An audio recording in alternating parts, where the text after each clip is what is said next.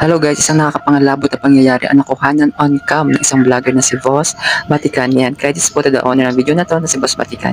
So sa mga pangyayaring ito ay may mga nag-request ng followers niya na pumunta daw siya doon sa mismong nangyari po ng trahedya ni na Rene Botorvania at Divine Adili sa beach po ng Dipakulao, Aurora.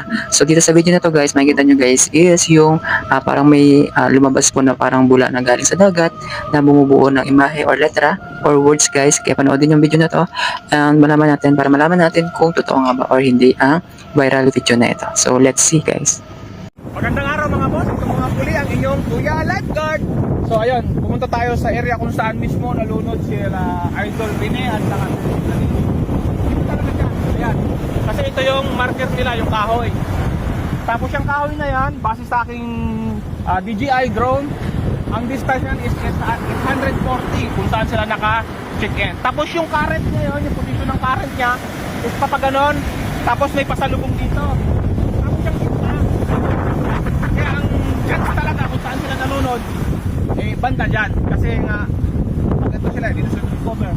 Tapos kung saan nagtatanong kung magkakapasa ba, ito, kahit may nalagay ng alon, kasi yung picture ng buhangin na dito, medyo maitim kasi black margaha ang tawag ito. Pero pinong-pino siya, mas pino pa sa buhangin ng Boracay.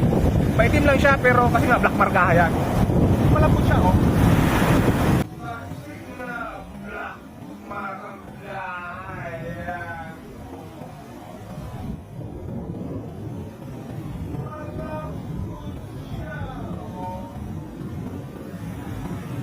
So guys, sa inyong palagay, ano nga ba ang naisipahiwatig ng imaheng ito na pinakita ng karagatan para sa trahedya nangyari kay Rene Botorvania at kay Divine Adili?